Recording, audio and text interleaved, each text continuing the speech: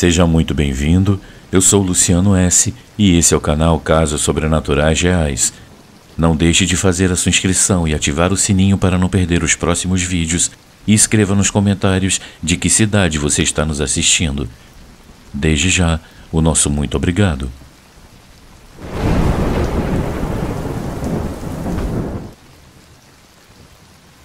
A cirurgia da minha mãe.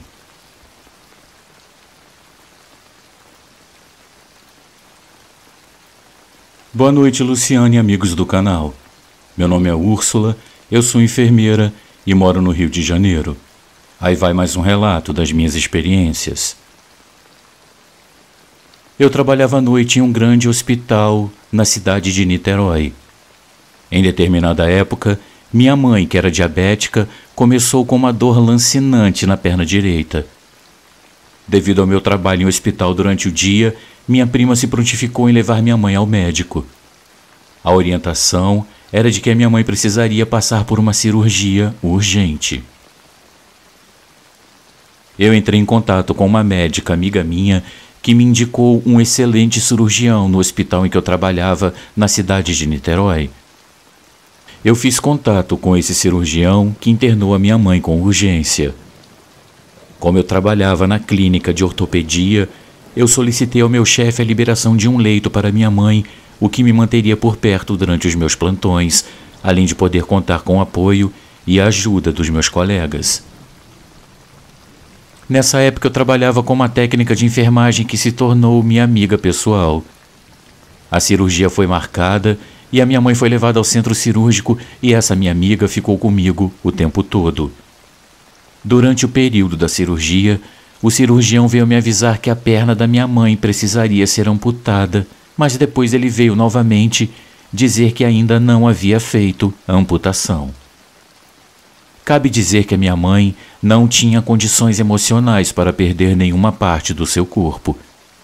Então, às 6 da tarde, o cirurgião me chamou dizendo que realizou a cirurgia e, por não estar 100% convencido da necessidade de realizar a amputação, ele conservou a perna da minha mãe. Luciano, eu estava esgotada. Nessa noite eu fui para casa e a minha amiga, que ficou ao meu lado o tempo todo, me perguntou se eu aceitava que ela levasse o nome da minha mãe ao centro espírita que ela frequentava, e eu concordei imediatamente. No dia seguinte, eu retornei cedo ao hospital para acompanhar a minha mãe e emendar o plantão. Luciano, assim que eu cheguei, a minha mãe começou a sangrar. Ela sangrou tanto que chegou a se formar uma poça de sangue no chão onde ela estava. Eu trocava seus curativos de hora em hora. Eu estava apavorada, pois, segundo o cirurgião, nada deveria acontecer nas primeiras 48 horas. E, claramente, alguma coisa estava acontecendo. Então eu chamei o cirurgião de plantão, que marcou a revisão da cirurgia para o outro dia.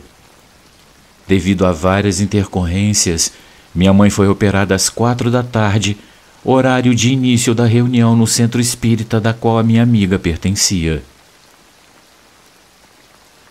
Após o término da cirurgia, eu peguei o prontuário da minha mãe para ler o relato cirúrgico e qual não foi a minha surpresa ao ver que lá estava escrito que o sangramento era de estase, ou seja, era um sangramento retido no músculo e esse sangue tinha uma coloração bem escura, quase preta.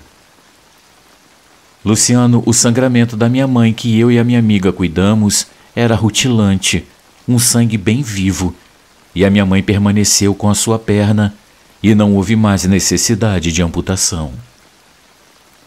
Tempos depois, eu fui a uma reunião naquele centro espírita agradecer o êxito da cirurgia da minha mãe e a entidade me disse que foi a cirurgia mais fácil que o médico deveria ter feito na vida, pois eles a haviam operado antes deles.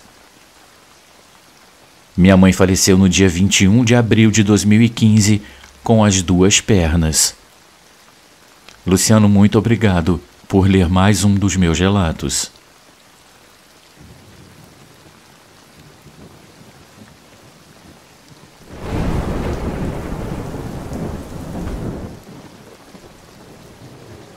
Quem arrumou a nossa cama?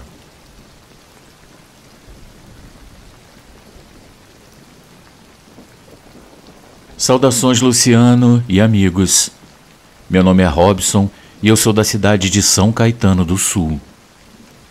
O fato que eu vou contar aconteceu no ano de 2020, o que serviu para me provar que, mesmo em tempos atuais, fenômenos sem explicação também podem acontecer. Há 2 anos, eu moro com a minha esposa em uma casa que antes havia pertencido à sua falecida avó. Nós a reformamos, a pintamos e a deixamos bem bonita e perfeitamente habitável, apesar de ser uma casa bem antiga. Até o dia do fato ocorrido, apenas alguns barulhos vindos da cozinha eram as únicas coisas que eu poderia considerar como inexplicáveis. Porém, isso mudaria bruscamente. Como eu e a minha esposa saíamos muito cedo para trabalhar, não dava tempo de fazer algumas coisas e arrumar a casa era uma delas. Tanto que sempre que chegávamos em casa, nós disputávamos no par ou ímpar para ver quem iria arrumá-la. Um dia chegamos em casa cansados pelo dia de trabalho, apostamos como sempre e dessa vez eu fui o vencedor. Minha esposa se dirigiu para o quarto enquanto eu ia entrando no banheiro para tomar banho. De repente, ela me chamou assustada lá do quarto e ao chegar lá, eu gelei a ver a cama perfeitamente arrumada de um jeito bem particular, com os travesseiros sobre a colcha e o cobertor dobrado nos pés da cama. Nunca havíamos arrumado a cama daquele jeito. Nós ficamos parados olhando um para a cara do outro. Ninguém tinha acesso ao interior da nossa casa. Ninguém arrumou a cama antes de sair, o que poderia explicar aquele acontecimento. Depois de algumas horas, minha sogra chegou do trabalho e, como mora próximo a nós, ela passou em casa para dar um oi. Então aproveitamos para contar o que havia acontecido e ela pediu para ver como a cama estava arrumada. Fomos até o quarto e eu pude observar no momento em que ela olhava para a cama a expressão de medo em seu olhar. Com a voz trêmula, ela nos disse, ainda olhando para a cama, que a sua mãe, a falecida avó da minha esposa, antiga moradora da casa, arrumava sua cama exatamente daquela forma. Como o fato foi recente, eu ainda estou tentando entender, digerir o que aconteceu, mas confesso não achar explicação alguma que não seja sobrenatural. Hoje em dia, quando eu chego em casa com a minha esposa, ambos corremos para o quarto, mas a cama nunca mais apareceu arrumada como naquele dia estranho. Luciano, muito obrigado por ler o meu relato e um grande abraço a todos os inscritos.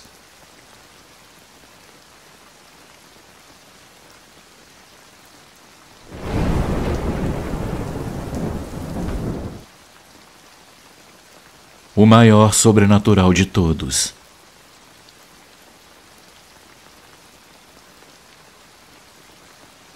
Olá, Luciano. Meu nome é Iris e eu moro em Guaianazes, São Paulo. Minha história é curta e bem simples e eu sempre quis dividi-la com os inscritos do canal. Eu perdi uma filha com 10 anos em um acidente doméstico. Eu não gostaria de entrar em maiores detalhes, pois isso ainda dói. As lembranças da tarde em que ela se foi ainda estão como uma ferida aberta e eu tento a cada dia esquecê-las e seguir em frente. Então, quando voltamos do funeral, eu só conseguia me perguntar o porquê de Deus levar a minha filhinha, minha primeira e até hoje minha única filha. Eu fiquei por vários dias olhando para a casa vazia, para os brinquedinhos dela que ainda estavam espalhados pelo quarto, para a cama que eu não tive coragem de arrumar. Eu queria que tudo permanecesse do mesmo jeito como estava naquele dia em que ela se foi. Eu sabia que eu não conseguiria deixar tudo daquela mesma forma para sempre, então eu dizia a mim mesma que eu só precisava de um tempo para me acostumar com a ausência dela, e quando esse tempo passasse, que eu retomaria minha vida novamente. Ao menos foi isso que eu acreditei por um tempo. Luciano levou algumas boas semanas para eu conseguir pôr a cara para fora de casa. O meu coração machucado me dizia que eu tinha que estar em casa, caso ela voltasse. De vez em quando eu sentia que eu estava tendo um pesadelo e que ela estava no hospital se recuperando e que eu voltaria para casa a qualquer momento. Mas, claro, isso não aconteceu. E eu demorei um tempo para aceitar que não aconteceria. Uma tarde eu estava na internet e eu ouvi um sermão do padre Fábio de Mello que falava sobre como superar o luto. Eu fiquei ali um tempo absorvendo aquelas palavras e eu tive a sensação de que aquele sermão, aquele vídeo, havia sido feito especialmente para mim. Todos os questionamentos que eu tinha sobre o que havia acontecido foram respondidos pelo padre naquele vídeo, e meu coração finalmente teve um pouco de paz. Eu entrei no quarto dela depois de um tempo e eu estava lá arrumando os lençóis, organizando os brinquedos, guardando as coisinhas dela em pequenas caixas para doar para a caridade, e eu tive uma sensação de paz muito grande. Eu senti que a minha alma estava se libertando de todo o peso que aquela dor e aquela saudade haviam me causado. Essa foi a última vez que eu senti vontade de chorar pela minha filha. E dessa vez, não pela tristeza que a falta dela me fazia, mas sim por sentir em meu coração que o espírito dela havia retornado para Deus e que Ele estava cuidando muito bem dela. Amigos, eu não vi o espírito da minha filha. Eu não ouvi a voz dela falando comigo e nem posso dizer que eu senti a sua presença. O que eu senti naquele momento foi a presença de Deus na minha vida. Eu peço desculpas a quem estava esperando uma história de assombração ou de terror. A minha experiência com o sobrenatural se deu dessa forma que eu descrevi. Deus soube a hora exata de me fazer aceitar a ausência da minha filha e de me fazer seguir em frente. Ele respeitou o meu luto, respeitou o tempo que a minha alma precisava para se recuperar.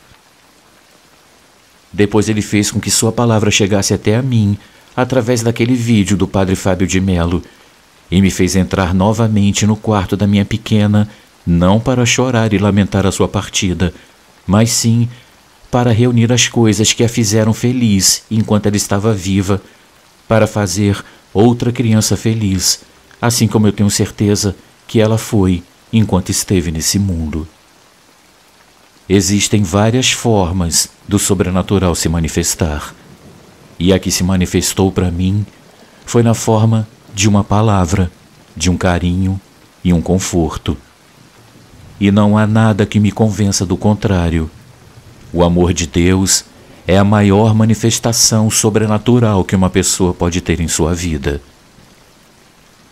E que Ele abençoe a todos que curtem esse canal maravilhoso.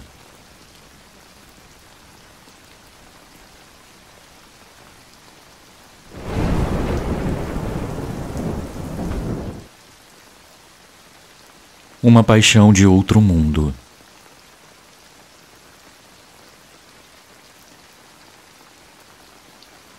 Muitas pessoas são céticas quanto ao paranormal, ou às vezes estão em negação.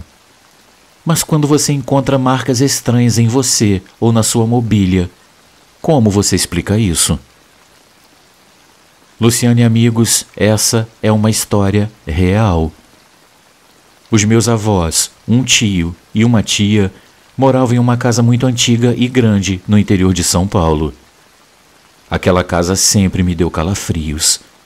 Ela sempre teve uma penumbra estranha dentro dela, como se a luz lá dentro fosse mais fraca. E os barulhos. Aquela casa sempre teve muitos barulhos. Ela estalava e rangia demais. Eles moraram lá sem problemas por alguns anos. Um dia, quando eu estava visitando eles, eu notei que a minha tia e o meu tio, que era irmão dela, tinham trocado de quarto. Quando estávamos indo embora, eu mencionei isso para minha mãe e o que ela me contou depois me deixou literalmente com os cabelos em pé. A minha tia é uma mulher muito bonita, muito linda mesmo, e talvez tenha sido esse o motivo pelo acontecido. Numa noite, ela acordou de madrugada e viu a imagem de um homem em pé do lado da cama dela. Ela entrou em pânico e começou a murmurar algumas preces que ela sabia, mas que não tiveram efeito nenhum, já que o homem continuava ali. Após pouco tempo, ela se lembrou de uma prece que ela aprendeu na igreja e talvez tenha sido essa prece que fez o homem sumir. Na noite seguinte, ela acordou de novo, mas dessa vez viu um homem horrível, com cabelos longos e negros, deitado do lado da cama e encarando com 2 olhos enormes. Mesmo estando completamente aterrorizada, ela lembrou da prece da outra noite e recitou ela, até que aquele homem sumiu. Achando que talvez houvesse alguma coisa maligna ligada àquele quarto, ela falou com o irmão dela, meu tio, que é um cristão devoto, e ele concordou em trocar de quarto com ela. Mas, infelizmente, essa troca pareceu ter enfurecido o espírito. Em outra noite, a minha tia acordou com a impressão de que tinha alguém chutando ou batendo com um objeto duro no pé da cama dela. Pensando ser só a sua imaginação, ela virou para o lado e voltou a dormir. No dia seguinte, ela encontrou marcas na madeira do pé da cama dela que pareciam ter sido causadas por algum objeto duro. Depois disso tudo, ela finalmente resolveu falar com a minha avó, que também é muito religiosa. Ela deu um terço para minha tia colocar embaixo do travesseiro e aparentemente funcionou, porque ela nunca mais foi incomodada pelo espírito depois disso. Luciano, meu tio, deve ter falado sobre o que aconteceu para um amigo dele da igreja, já que foi lá que ele descobriu uma possível explicação para o que acontecia. Esse amigo dele tem um parente que mora naquela vizinhança. Aparentemente, um homem japonês morou na casa dos meus avós e acabou tirando a própria vida lá dentro. Se a minha avó soubesse disso antes de se mudar para lá, ela não teria colocado o pé na casa, eu tenho certeza disso. O meu tio nunca contou nada para ninguém sobre isso, o que não importou muito, já que eles se mudaram pouco tempo depois, mas por outros motivos. Eu tentei falar com a minha tia sobre o que aconteceu, mas ela não gosta de falar sobre o assunto. No entanto, ela me mostrou as marcas no pé da cama dela. Vendo como ela fica incomodada quando eu pergunto mais sobre as marcas e o fato de ela sempre andar com o terço que a minha avó deu para ela, eu não duvido nem um pouco de que tudo realmente tenha acontecido da forma como ela e o meu tio me contaram.